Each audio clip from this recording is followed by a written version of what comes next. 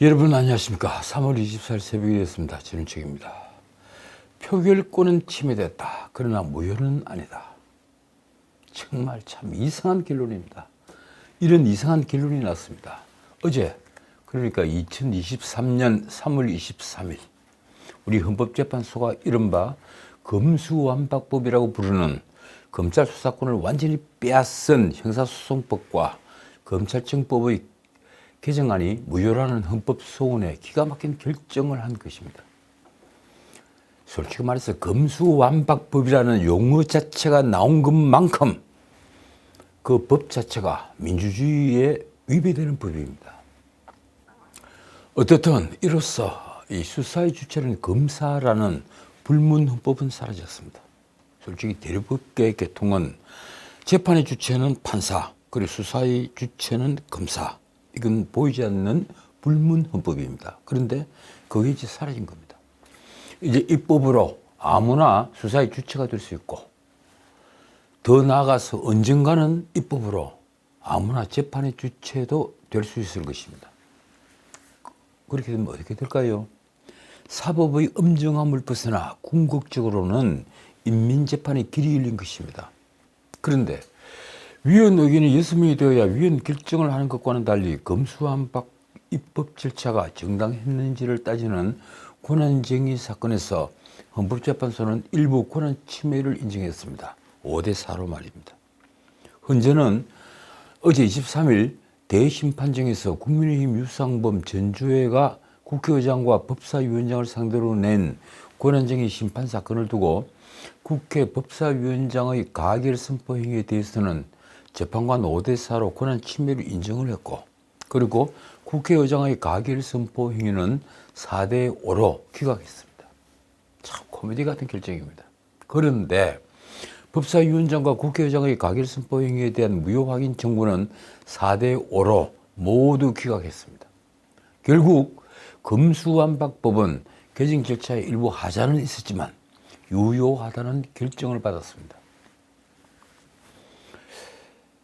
돌이켜보면 작년 4월 29일과 5월 3일 더불어민주당이 권력을 이양하기 직전에 강행 처리를 했던 검찰청법, 형사소송법은 검찰이 직접 수사를 개시할 수 있는 범죄의 범위를 부패, 경제, 공직자, 선거, 방위사업, 대응 참사, 그러니까 그 전해에 이른바 검찰 수사권을 재조정해서 수사권을 대거 뺏으면서 이 6대 범죄로 제한해 놓은 것을 그 6대 범죄에서 다시 부패, 경제, 2대 범죄로 줄였습니다.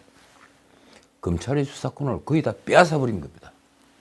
검찰은 수사를 하지 못하게 막은 거죠. 이 개정의 목적은 누가 보더라도 문재인과 이재명을 보호하기 위한 것으로 보였습니다. 전 정권의 적폐를 청산하지 못하게 한다. 그게 유일한 목적인 것으로 보인 겁니다. 그래서 문재인은 자신이 퇴임하기 직전에 마지막 국무회의의 시간까지 변경해 가며 이 법들을 공포했습니다. 부끄러움을 모르는 대통령이었습니다. 이 검수완박법은 이재명의 첫 번째 방탄조끼라고 불렸습니다. 그러니까 정치적 목적을 위해 국가 사법권의 깃틀을 바꾼 희대의 입법이었던 것입니다. 그래서 위헌 소송이 벌어졌을 때 잠옷 그 귀추가 주목되었습니다. 문재인이 임명한 헌법재판관이 무려 6명이죠.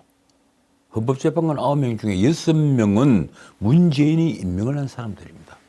그래서 6대3으로 불리하다 이런 얘기들이 있었지만 그렇더라도 우리는 법률가의 양심을 믿었습니다. 아무리 헌법재판소를 문재인이 임명한 진보 좌파가 장악했다 하더라도 법관으로서 기본적인 양심을 기대했던 것입니다. 그러나 이제 그런 희망이 얼마나 덧없는 것인가를 알게 됐습니다. 이번 사건의 쟁점은 소수당인 국민의힘 의원들의 심의 표결권이 침해됐는지 여부와 그리고 검사의 수사권한 침해 여부입니다. 두 문제는 전혀 다른 문제입니다. 국민의힘은 입법 과정에서 민주당 소속이던 민영배가 위장 탈당을 한 뒤에 여야 동수로 구성하도록 한 안건 조정률을 무력화하는 등으로, 그러니까 민영배가 무소속으로 자연스럽게 안건조정위에 들어가서 그 안건조정위의 결정을 무력화하는 방법으로 이 정상적인 심의 절차를 방해한 점을 거론했습니다. 솔직히 말도 안 되는 짓을 한 거죠. 입법 절차 흥결이 중대한 만큼 국회의원의 심의 표결권이 침해됐으며 그래서 탄생한 법률은 무효라는 주장입니다. 법무부와 검찰은 그에 더해서 이른바 검수완박 법률로 인해 헌법이 보장하고 있는 검사의 수사 권한이 침해됐고 이로 인해서 국민의 기본권 보호에도 공백이 생겼다는 주장을 폈습니다. 아까 제가 말씀드렸죠. 수사의 주체는 검사, 재판의 주체는 판사. 이런 기본적인 권력 분립의 얼개를 깨버린 그러한 검수완박법입니다. 반면 국회 측은 그러니까 민주당 측은 검수완박 입법 과정에서 국회법 위반은 없었으며 그리고 심의 표결권 침해도 없고 검사 수사권은 헌법의 명시적 근거가 없어서 위헌이 아니라는 입장입니다. 검사가 수사의 주체라는 어떤 표현도 헌법에 없다. 다만 영장 청구를 한다는 그 표현밖에 없다. 이 얘기를 주창했죠. 이에 대해 헌재는 국민의힘 권한쟁의 사건에서 법사위원장의 가결 선포 행위가 국회의원들이 심의 표결권을 침해했다고 인정하면서 5대4로 인정을 했죠. 그리고 나머지 청구는 모두 기각했습니다. 법무부와 검찰의 청구에 대해서는 권한 침해의 가능성이 인정되지 않는다면서 본안 심리를 애초에 하지 않고 각하를 했습니다. 헌법 어디에도 수사의 주체가 검사라는 표현은 없다. 그러니까 각하한다. 이 얘기죠. 법사위원장의 권한 침해와 관련해서 이선혜, 이은혜, 이종석, 이영진 이 4명의 재판관과 그리고 이미선 재판관은 심의 표결권 침해를 인정을 하고 국회법을 위반한 행위라고 판단했습니다. 법사위원장은 회의 주재자의 중립적인 지위에서 벗어나 안건조정위원회에 관하여 미리 가결의 조건을 만들어 실질적인 조정심사 없이 조정안이 의결되도록 했다. 아울러 민영배 위장탈당에 대해서도 민영배는 민주당 의원들과 함께 안건조정이 정족수를 충족시킬 수 있도록 민주당과 협의하여 탈당했다며 이렇게 판단했습니다. 법사위원장은 이런 사정을 알고도 검사의 수사권을 폐지 또는 축소하려는 내용의 입법이 민주당의 당론에 따라 신속하게 추진될 수 있도록 하기 위해 민영배를 조정위원으로 선임한 것이다. 그렇죠. 이 표현은 정말 정확한 표현입니다. 민영배는 법사위로 옮겨와서 다시 안건조정에 들어갔습니다. 위장탈당을 한 뒤에 말입니다. 그런데 막상 이런 권한 침해 행위가 무효인지를 두고는 이미선 재판관이 의견을 달리하면서 결국 기각되었습니다. 이미선의 결정은 묘한 줄타기 같은 느낌을 줍니다. 법률가로서의 체면 치레를 하면서 마지막 결정은 진영 논리에 빠져 결정을 한 것으로 보이는 말입니다. 심의 표결권 침해는 인정되나 그 정도가 법률안 심의 표결권이 전면 차단돼 국회 기능을 형해화할 정도는 아니다. 국회 입법 형성권을 존중하기 위해 기각한다. 그래서요, 이 국민의힘에 시간이 필요했던 것은 정권 이양기까지 짧은 시간 안에 검수완박법이 통과되고 공포되는 것을 막기 위해서였습니다. 그래서 안건조정이 필요했던 건데 민주당은 정반대로 민영배를 위장탈당시켜 안건조정위를 일단 묘하게 구성을 해서 국민의힘이 의도하는, 기도하는 시간 벌기를 애초에 없애버린 겁니다. 이 헌법재판소의 결정문 구절을 굳이 풀어보자면 민영배 위장탈당과 이를 알고도 안건조정위에 민영배를 넣어서 결국 민주당의 뜻대로 신속하게 처리하도록 한 것은 인정이 되지만 그렇지 않더라도 검수완박법은 시간은 늦어졌겠지만 가결되었을 것이다. 이런 뜻입니다. 그런데 방금 제가 말씀드렸다시피 민주당은 문재인이 권좌에 있을 때 시간이 별로 없었습니다. 그 권좌에 있을 때 이 법을 통과시켜서 공포하지 않으면 결국 검수완박법은 무효로 돌아간다는 것을 잘 알고 있었습니다.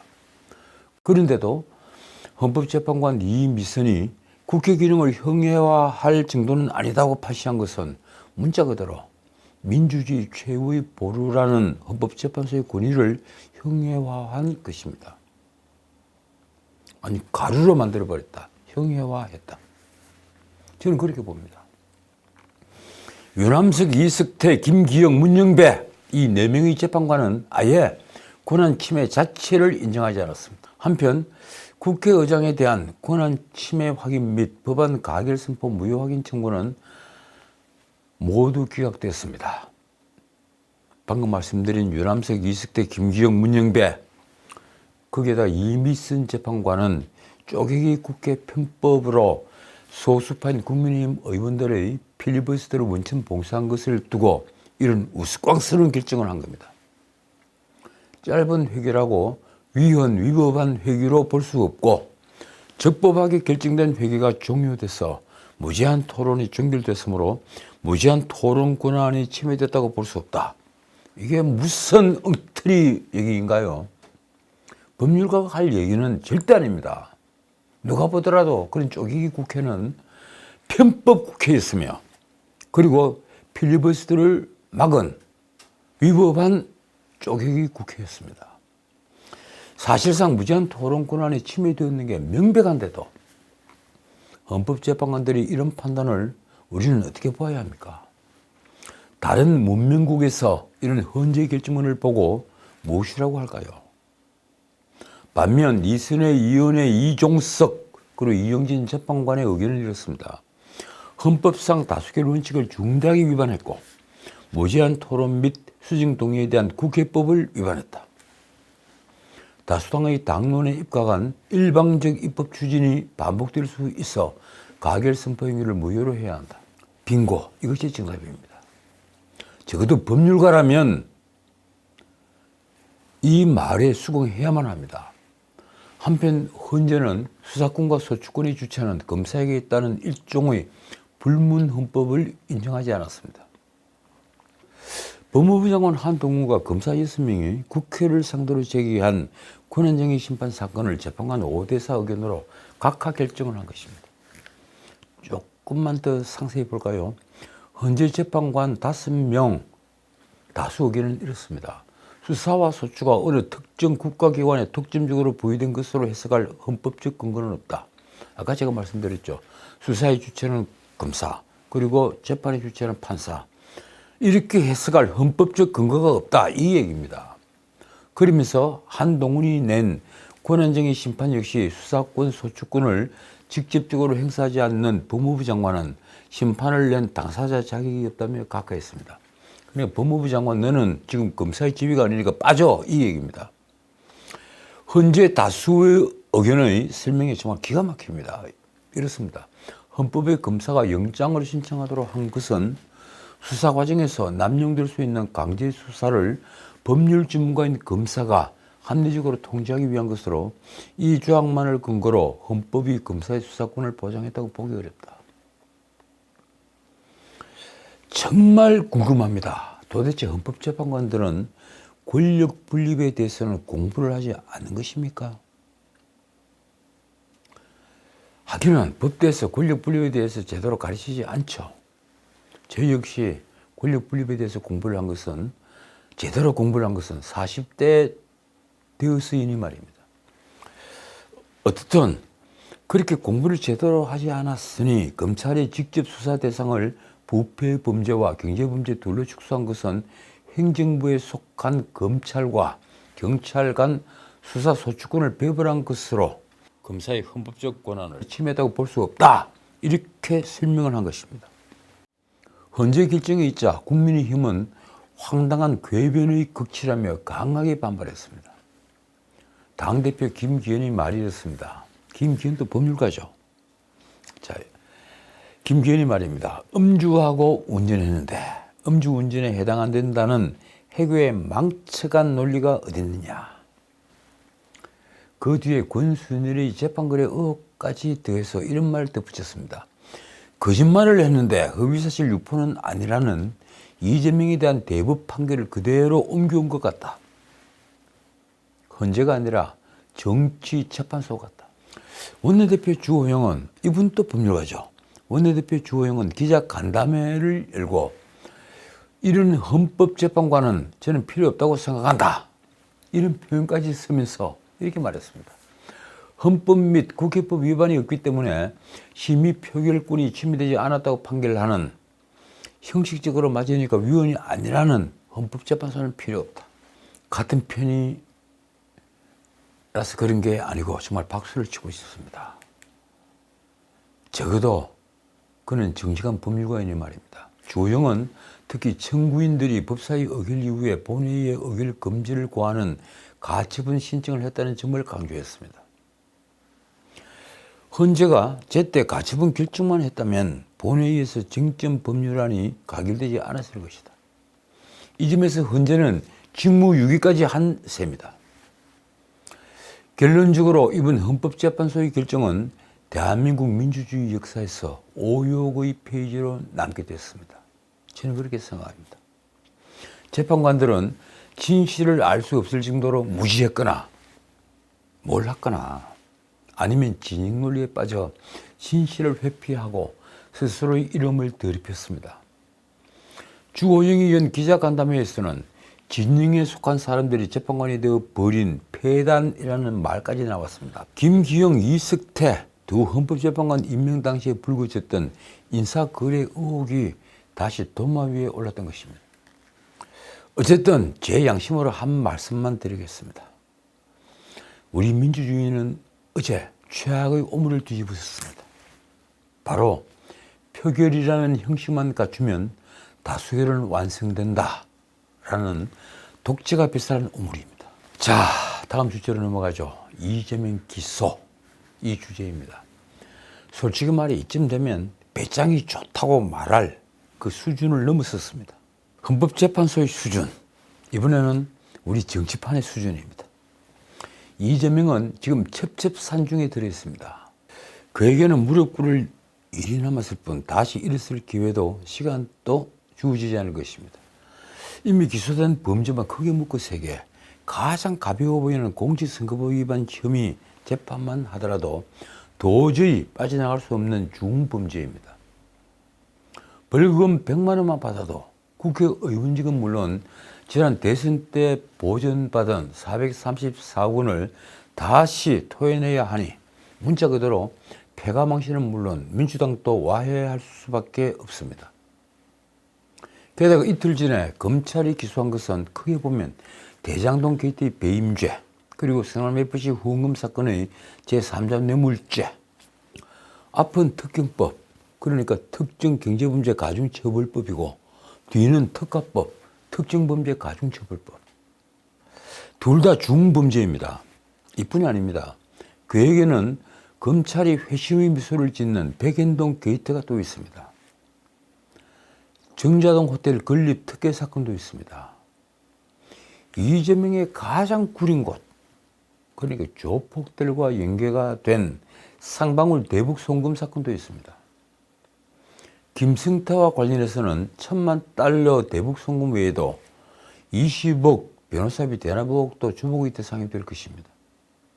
이런데도 이재명은 지금 너그대 보입니다. 자주 웃고 있습니다. 나 같은 사람은 도저히 짐작할 수도 없는 높은 경지라고 할까요? 그런 이재명이 기자들에게 한마디 했습니다.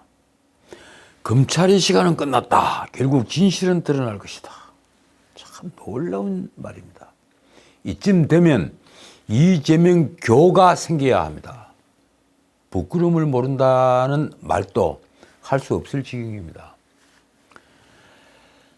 나는 아직 내 생애를 통해 이처럼 모든 것에 달관한 사람을 만나본 적이 없습니다. 그러니 감탄사가 나올 수밖에 없는 것입니다. 이재명은 모든 게 싫을 텐데 태연하게 20일 국회에서 열린 민생 4대 폭탄 대응단 출범회의라는 회의에 참석했습니다. 그는 검찰의 기소에 대해 답정 기소, 답이 정해진 기소, 이렇게 말을 했습니다. 이재명이 그날 최고위원 회의에서 한 말이 또 이렇습니다. 저에 대한 기소는 전에도 수차례 말씀드렸던 것처럼 답정 기소다. 검찰이 이번 기소로 이제 검찰의 시간이 끝나고 법원의 시간이 시작될 것이다. 그 뒤에 뻔한 말을 붙였는데 제게는 그게 거의 결기로 들렸습니다. 정해진 기소였지만 법정에서 진실을 가리기 위해 최선을 다할 것이고 결국 명명백백하게 진실이 드러날 것이라고 믿는다. 민주당은 검찰이 이재명을 배임과 뇌물 혐의 등으로 기소를 하자 당무위원회를 개최하고 그의 대표직 정지 여부를 논의했습니다. 결국 민주당 당무위는 검찰의 기소를 정치 탄압으로 규정을 하고 이재명이 대표직을 계속 수행하도록 결정했습니다. 당은 80조 사망이죠. 이미 정해진 순서입니다. 그러나 민주당 권리당원 일부가 법원에 당헌 80조의 근거에 이 대표의 대표직을 정지시켜달라. 80조 1항에 근거해서 이 대표의 대표직을 정지시켜달라는 취지의 가처분 신청을 할 예정이어서 법정 공방이 벌어질 전망입니다. 그건 또 어떻게 될까요? 지난번 이준석 편을 들었던 남부법원이 이번에는 어떤 결정을 할 것인지, 여전히 사법 적극주의에 빠져 정치를 할 것인지 주목되는 지점입니다. 어떻든 검찰은 수요일인 20일 위례신도시 대장동 개발특혜 비리와 성남FC 후원금 의혹으로 이재명을 재판에 넘겼습니다. 20대 대통령 선거 전인 2021년 9월 수사를 시작을 했는데 1년 6개월 만에 대장동 거분으로 표현되던 이 방송에서도 무수히 거분이라고 표현하던 이재명이 최종 책임자라는 결론을 냈습니다. 서울중앙지검 반부패 수사 1부와 3부가 이재명을 기소한 죄명은 총 5개입니다. 아까 말씀드린 특경법, 그러니까 특정경제범죄 가중처벌법상 배임죄, 그리고 이해충돌방지법 위반, 그리고 부패방지법 위반, 그리고 특정범죄 가중처벌법상 뇌물죄, 제3자 뇌물수수입니다. 그리고 범죄수익 은닉규제법 위반, 이래서 총 5개. 이런 중범죄자를 불구속으로 기소한 경우가 과거에 있었습니까? 제가 알기로는 없습니다. 공소장 내용은 이렇습니다. 이재명이 성남시장 때 민간업자들에게 유리한 대장동 개발사업 구조를 승인해서 성남도시개발공사에 4,895억 원의 손해를 끼쳤다. 이 과정에서 측근들을 통해 성남시나 성남도시개발공사의 내부 비밀을 민간업자들에게 흘려서 그들이 7,886억 원을 챙기겠다. 이쪽은 4,895억 손해를 보고 그쪽은 7,800억 이익을 보도록 했다. 이 얘기입니다. 그 외에 2013년 11월 위례신도시 개발 사업에서는 민간업자들에게 내부 정보를 알려줘서 부당이득 211억 원을 얻게 했다. 또 이재명은 성남FC 구단주로서 2014년 10월에서 2016년 9월까지 두산건설, 네이버, 차병원, 풀현위례 등 4개 기업의 후원금 133억 5천만 원을 받는 대가로 건축 인허가나 토지용도 변경 등 편의를 제공했습니다. 인허가권을 남용해서 사실상 뇌물을 받은 것입니다. 여기에는 2014년 10월 성남시 소유 부지를 매각하는 대가로 네이버에 성남FC 운영자금 명목으로 50억 원을 달라고 요구하고 네이버의 뇌물을 기부업으로 포장하도록 한 혐의도 포함됐습니다. 그런데 이재명은 대장동 업자들을 비롯한 일당들과는 완전히 다른 재판부에서 재판을 받게 됐습니다. 서울중앙지법은 23일 이재명 대장동 사건을 형사합의 33부에 배당을 했습니다. 같은 배임 혐의로 재판받는 유동규와 김만배는 형사합의 22부죠. 그리고 정진상, 김용은 지금 형사합의 23부가 맡고 있습니다. 또 이재명의 공직선거법 위반 사건은 형사합의 34부가 심리를 하고 있습니다. 22부가 심리 중인 대장동 일당의 재판이 사실 이재명의 배임죄 사건과 쟁점이나 증거 기록이 거의 일치하는 부분이 굉장히 많은데 이미 심리가 1년 넘게 진행이 돼서 사건을 병합하기는 사실상 어려운 상태입니다. 이재명이 대장동 배임죄와 성남FC 후원금 제3자 뇌물죄로 기소되자 20일 민주당은 곧바로 당무위원회를 열었습니다. 아까 말씀드렸다시피 기소 시에 당직 정지를 규정한 당헌 80조 중에서 제3항을 적용해서 검찰이 처분을 정치 탄압으로 규정하고 이재명의 대표직 유지를 공식화했습니다. 이재명의 방탄을 위해 부정부패 혁신안의 산물인 당헌 80조를 무력화한 것입니다. 김의겸 대변인은 당무위 뒤에 의결 정족수는 성립됐고 반대 없이 의결됐다고 말했습니다. 이날 당무위는 원내대표 박홍근이 주재를 했을 때 사실상 이재명이 셀프 구제했다는 비판이 나왔습니다. 사실 당 지도부와 친명계는 이재명이 검찰 조사를 받기 전부터 이재명 수사는 정치 탄압에 해당되어 당헌 80조 적용 대상이 아니다라는 말을 계속 반복해 왔죠. 한편 당무위에선 불법 정치자금 수수으로 기소된 기동민, 이수진 두 국회의원에 대해서도 당헌 80조의 예외 조항을 그대로 적용하기로 했습니다. 기동민은 라임자산 운용 사건의 김봉현에게서 정치자금 1억과 그리고 200만 원 양복을 받은 혐의죠. 그리고 이수진은 김봉현에게서 정치자금 500만 원을 받은 혐의로 기소된 바가 있습니다. 둘 다 모두 자신들이 부당한 정치 탄압을 받고 있다고 주장하고 있습니다. 그런데 하루가 지나 23일 김의겸은 이재명의 대표직 유지와 관련해서 전해철 의원의 반발이 있었다고 밝혔습니다. 전날 당무위 직후에 만장일치라고 설명한 것과는 배치되는 내용입니다. 당무위에 국회 환경노동위원회 위원장 자격으로 참석을 한 전해철이 절차상 문제를 지적하면서 기권하고 퇴장을 했다는 것입니다. 자, 오늘은 여기까지입니다. 다시 말씀드리지만 정의는 불변의 것입니다. 정의가 여기저기 바뀌는 게 아닙니다. 피레네 산맥의 이쪽과 저쪽에 정의는 동일한 것입니다.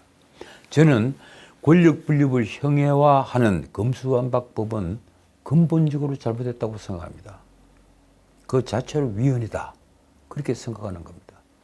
위장탈당으로 국회 제도를 무력화한 행위를 한 자는 국회에서 쫓아내야 한다고 믿습니다. 또한 쪼개기 국회를 해서 소수파의 권리인 필리버스터를 봉쇄한 국회의장은 범법을 행한 재상에 지나지 않는다고 생각합니다. 범법을 행한 재상이다. 그렇지 않습니까? 여기에 진영 논리에 빠져 명백한 절차상의 하자에도 불구하고 검수완박법이 유효하다고 한 헌재의 판관들도 정의를 왜곡시킨 자들입니다.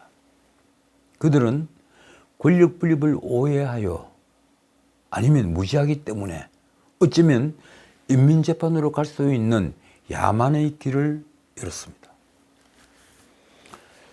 지금까지 진우식이었습니다.